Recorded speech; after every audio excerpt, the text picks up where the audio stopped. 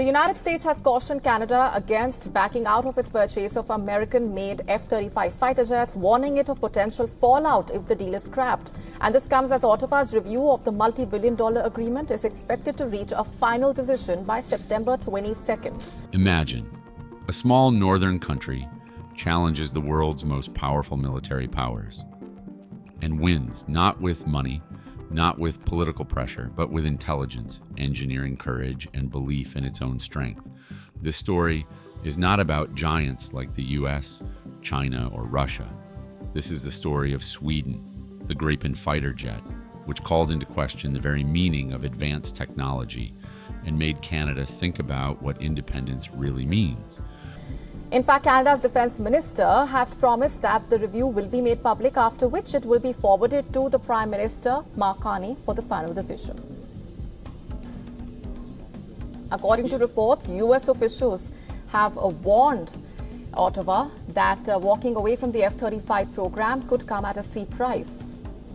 When Ottawa announced plans to upgrade its air fleet, the choice seemed obvious.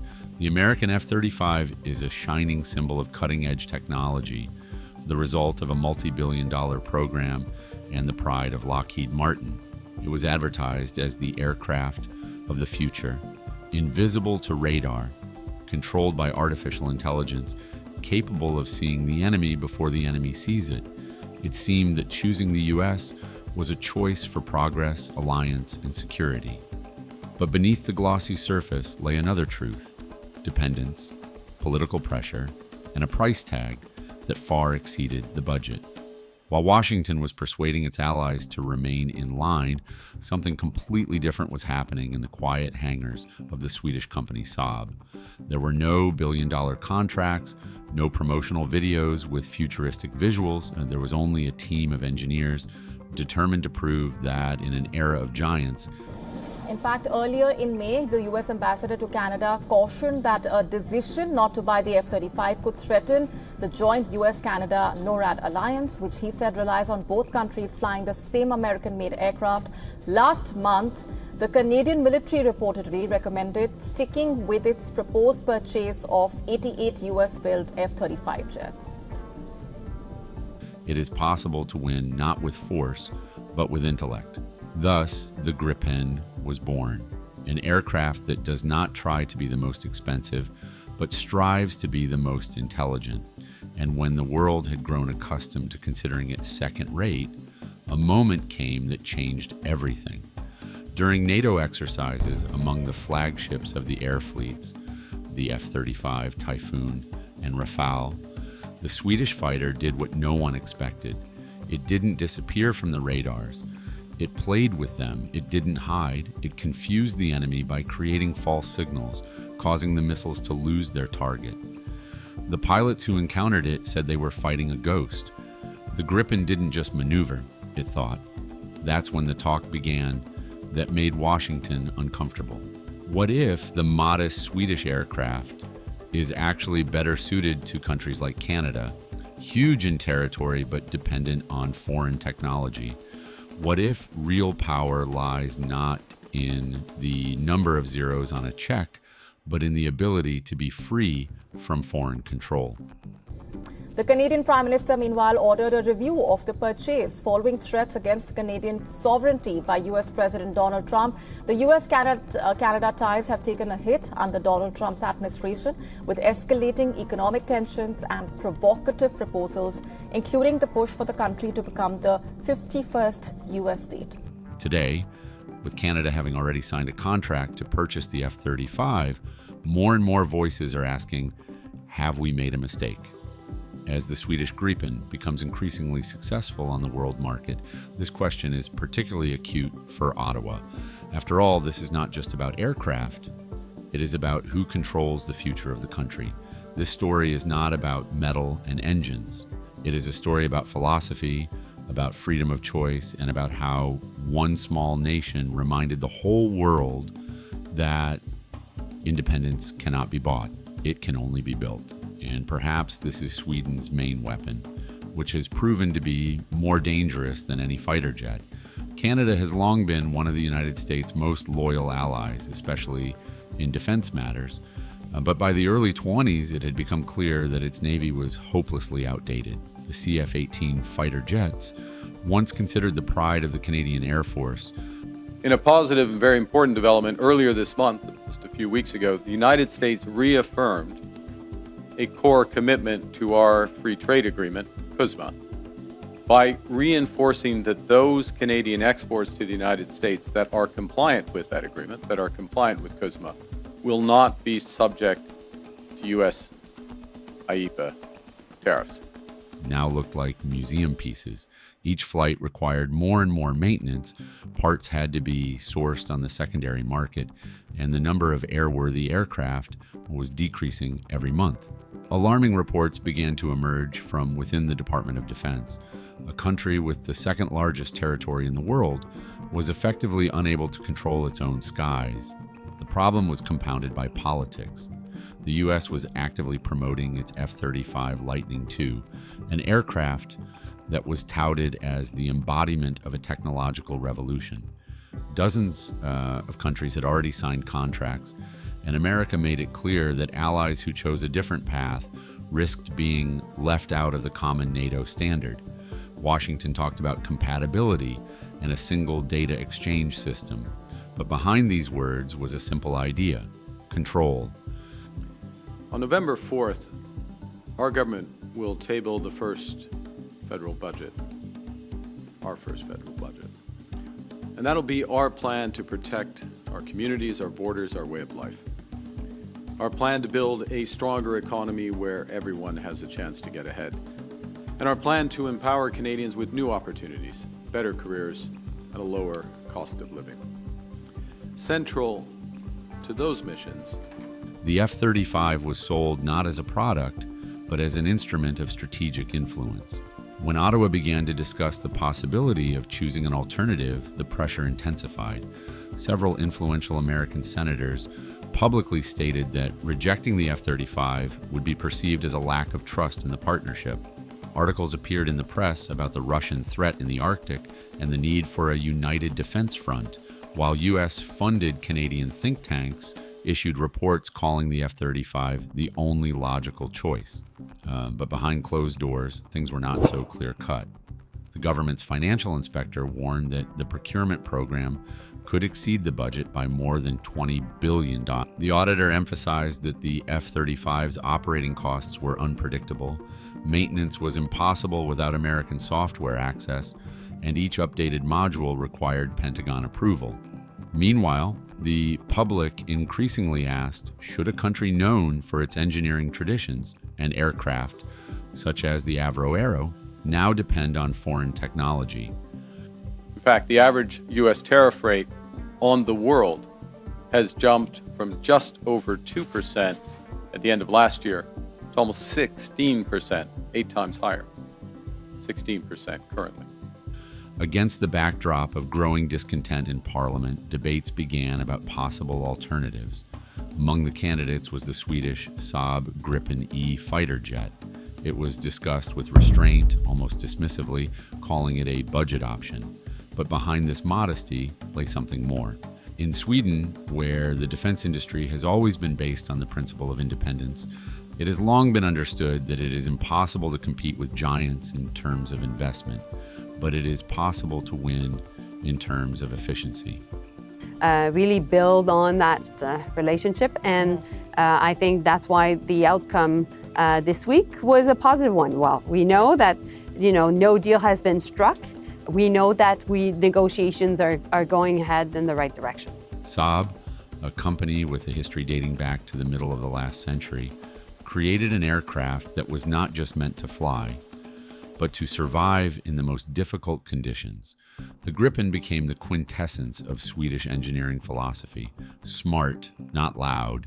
And few people knew that at the time, when Canada was just beginning to consider options for replacing the CF-18, Saab's laboratories were already testing a new version of the REB onboard system, capable not only of jamming enemy signals, but also of intercepting them, rendering the enemy blind and deaf. One of NATO's internal reports, which later leaked to the press, stated explicitly that during testing, The Gripen E was able to disrupt the operation of Allied radars at a distance of more than 150 kilometers while remaining completely visible, a unique achievement for a non-stealth aircraft. As a result of these developments, the breadth and the depth of the changes in U.S. trade policy have become more fully apparent.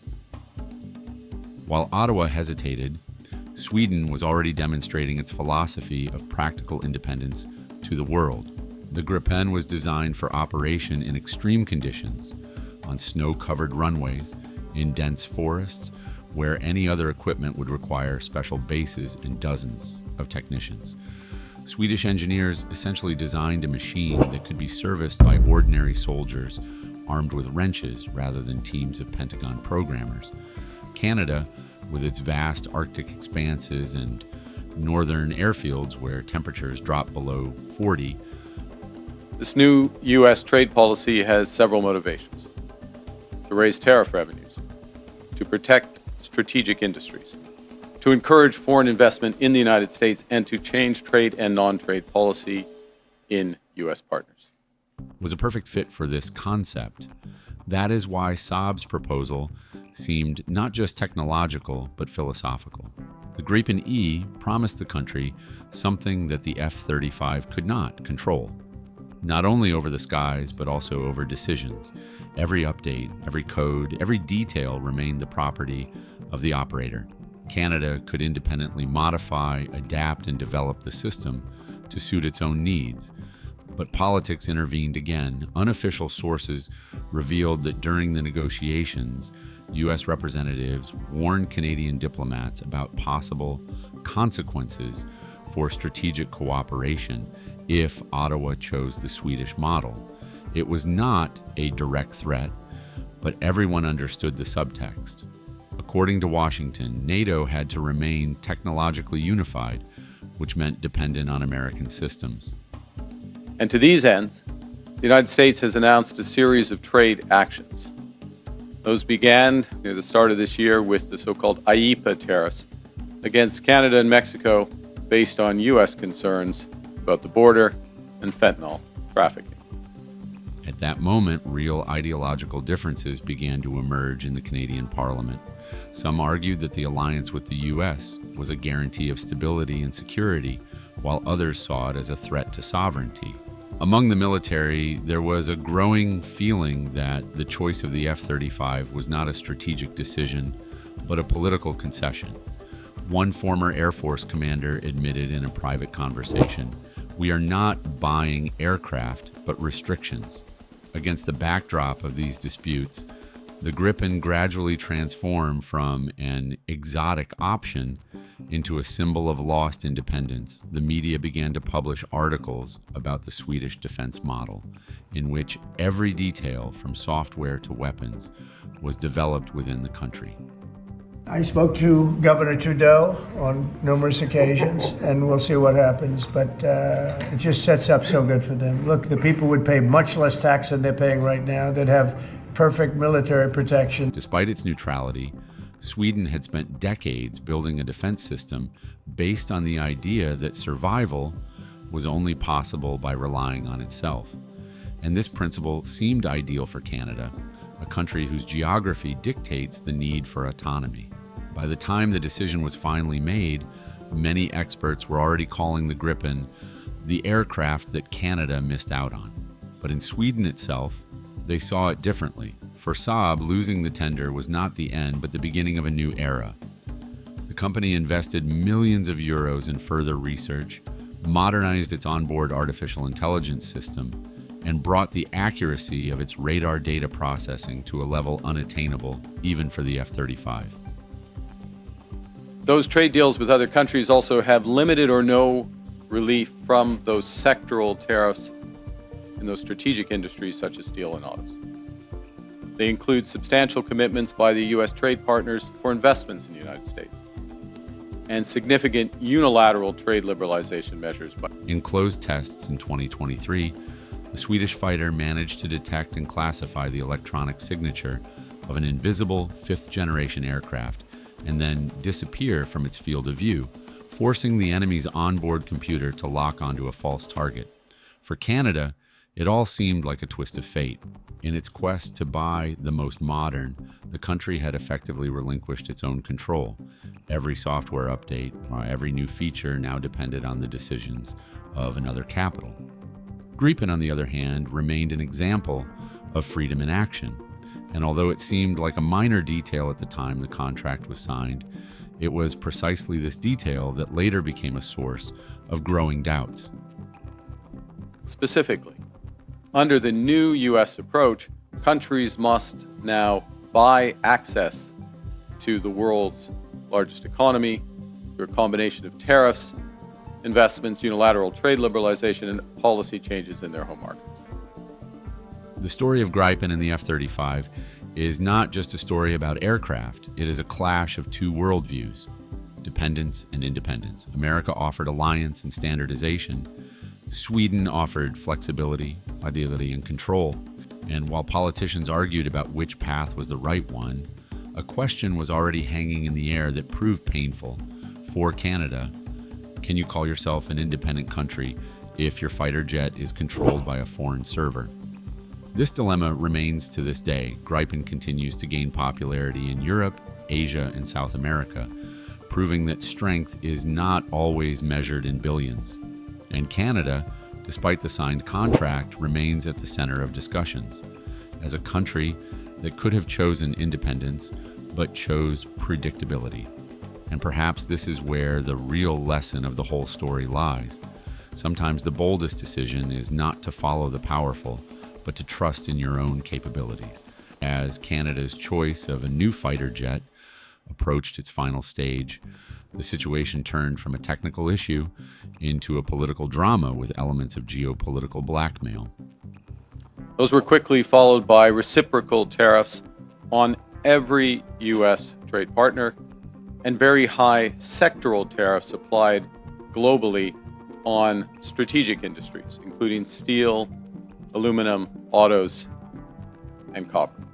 The discussion, which initially concerned efficiency and cost, became an arena of pressure, hints, and secret agreements. The U.S. did everything it could to convince Ottawa that the purchase of the F-35 was not just a contract, but a demonstration of loyalty. Any deviation from this scenario was seen as an act of disobedience within the alliance. But behind the official statements lay a completely different reality. Canadian experts involved in the technical assessments noted that the Gripen E offered not only lower operating costs, but also more flexible options for adapting to harsh climates. One of the working groups analyzing the aircraft's characteristics recorded a unique fact. In simulated flight conditions at a temperature of minus 40 degrees, The United States has also imposed substantial trade actions on the Canadian lumber industry. Now, in recent weeks, the United States has agreed a series of trade deals with a variety of countries. And these deals have several aspects in common. First, baseline tariffs that cover a broad range of goods and services that are substantially higher than those U.S. tariffs that existed before. the Swedish aircraft demonstrated stability of its control systems, while the American aircraft required operator intervention to adjust the sensors. This report did not make it into the open sources. It was suppressed by the ministry after consultants from the Pentagon intervened in the matter. It was during this period that an active campaign of influence began. American representatives at diplomatic meetings increasingly spoke of the importance of strategic synchronization and common NATO data architecture. Behind these words was a simple demand: the purchase of the F-35. Secret documents, later published by journalists, indicated that if Gripen were chosen, Canada could lose access to a range of classified intelligence and joint pilot training programs. It was an informal but tangible lever of pressure. On the other hand, a conflict of interest was growing within Canada itself. Some officials saw the contract with the U.S.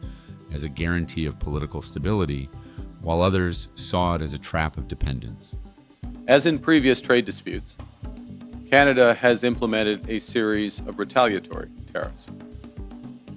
Their objectives have been to protect Canadian workers and businesses and to incentivize a negotiated settlement with the United States. Few other countries followed suit. One member of the Parliamentary Defense Committee stated at a closed meeting that, along with the aircraft, we are buying American control over our defense network. At the same time, the U.S. Embassy in Ottawa was actively working with the press, distributing articles in which the Swedish fighter was called experimental and the F-35 program was called the only proven solution. Against this backdrop, a subtle but important technological war was unfolding. Saab provided the Canadian side with data on a new communications system that would allow the Gripen to be integrated with the existing Air Force infrastructure without the involvement of foreign servers.